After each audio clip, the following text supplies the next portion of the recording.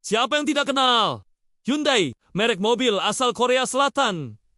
Ini sudah mendunia. Tapi, tahukah Anda, siapa sosok luar biasa di balik raksasa otomotif ini? Kisahnya bukan sekadar cerita bisnis, tapi sebuah pelajaran tentang ketekunan, kegigihan, dan impian yang tak pernah padam. Ini adalah kisah Chung Ju-young, seorang anak petani miskin yang membangun salah satu perusahaan terbesar di dunia dari nol. Lahir pada tahun 1915 di sebuah desa kecil di Korea Utara, Chung Jung tumbuh dalam kemiskinan. Ia adalah anak tertua dari 7 bersaudara. Ayahnya seorang petani. Dan sejak kecil, Chung sudah terbiasa bekerja keras di ladang. Namun, di dalam hatinya, ia menyimpan mimpi besar. Ia tidak ingin menghabiskan seluruh hidupnya sebagai petani. Ia mendambakan kehidupan yang lebih baik.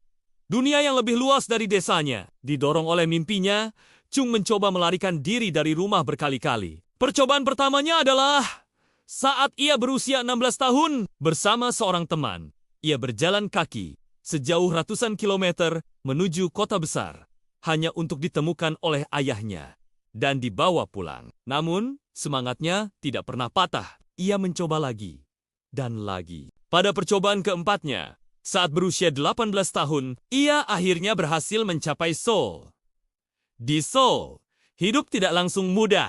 Chung harus melakukan berbagai pekerjaan kasar untuk bertahan hidup. Ia menjadi buruh bangunan, pekerja pelabuhan, hingga pengantar barang. Setiap pekerjaan, ia lakoni dengan sungguh-sungguh. Titik baliknya datang ketika ia bekerja di sebuah toko beras. Karena kejujuran dan etos kerjanya yang luar biasa, pemilik toko yang sakit-sakitan akhirnya mempercayakan seluruh bisnisnya kepada Chung hanya dalam waktu 2 tahun. Ia berhasil mengambil alih kepemilikan toko tersebut. Sayangnya, kebahagiaan itu tidak berlangsung lama. Kebijakan penjatahan beras oleh pemerintah Jepang pada masa itu memaksanya menutup toko. Chung tidak menyerah.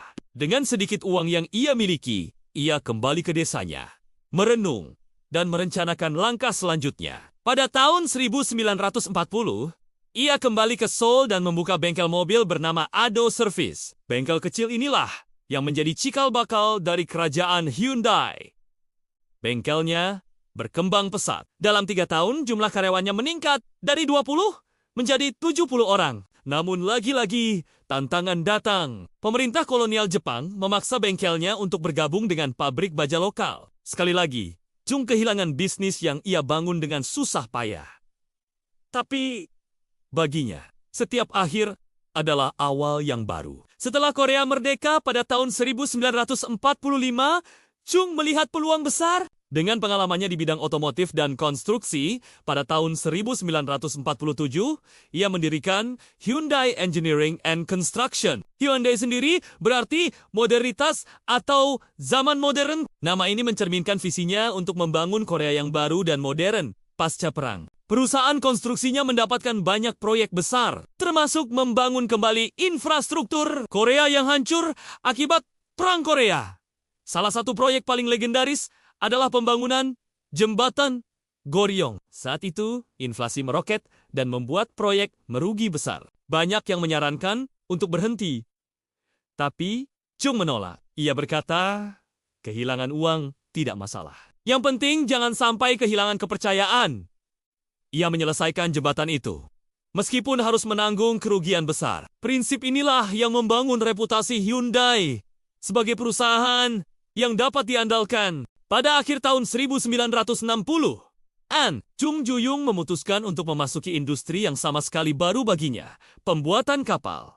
Banyak yang menganggapnya gila. Korea tidak punya pengalaman, tidak punya teknologi, dan tidak punya modal untuk industri sebesar itu. Chung pergi ke London untuk mencari pinjaman. Bank-bank di sana menertawakannya. Bagaimana kami bisa memberimu pinjaman jika kau bahkan tidak punya galangan kapal? Tanya seorang bankir. Dengan cerdik, Chung mengeluarkan uang koin 500 won Korea dari sakunya. Di uang koin itu, ada gambar kapal kora-kora legendaris dari abad ke-16 yang digunakan untuk mengalahkan invasi Jepang. Chung berkata, nenek moyang kami sudah membuat kapal berlapis baja sejak 500 tahun yang lalu. Kami punya semangat itu dalam darah kami. Keyakinan dan visinya yang luar biasa berhasil meyakinkan para bankir. Ia mendapatkan pinjaman, membangun galangan kapal terbesar di dunia secara bersamaan saat ia membangun 2 kapal tangkar raksasa pertamanya.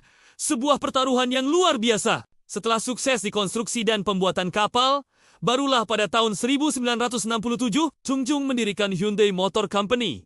Awalnya, Hyundai hanya merakit mobil dari merek lain, tapi mimpi Chung jauh lebih besar. Ia ingin Korea membuat mobilnya sendiri. Pada tahun 1975, Hyundai meluncurkan mobil produksi massal pertamanya, Hyundai Pony. Mobil ini adalah simbol kebanggaan nasional. Mobil yang dirancang dan diproduksi oleh tenggen-tenggen orang Korea, perjalanan Hyundai Pony menembus pasar global tidaklah mudah. Banyak yang meremehkan kualitas mobil buatan Korea.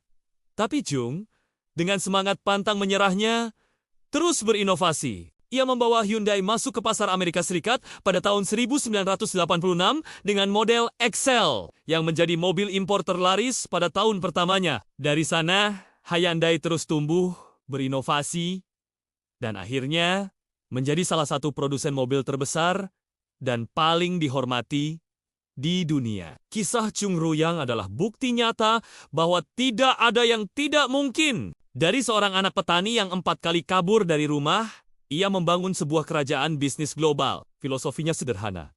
Kesulitan adalah kesempatan yang menyamar. Jangan pernah takut gagal, karena kegagalan adalah guru terbaik. Ia mengajarkan kita bahwa dengan kerja keras, kreativitas, integritas, dan keyakinan yang tak tergoyahkan pada mimpi kita, kita bisa mengatasi rintangan apapun. Semoga kisah inspiratif Chung Jung ini bisa memberikan semangat bagi kita semua untuk tidak pernah berhenti bermimpi dan berjuang. Apapun latar belakang kita, kita semua memiliki potensi untuk mencapai hal-hal luar biasa. Terima kasih sudah menonton. Jika Anda suka dengan konten seperti ini, jangan lupa untuk like, komen, dan subscribe agar tidak ketinggalan video-video inspiratif lainnya. Sampai jumpa di video berikutnya.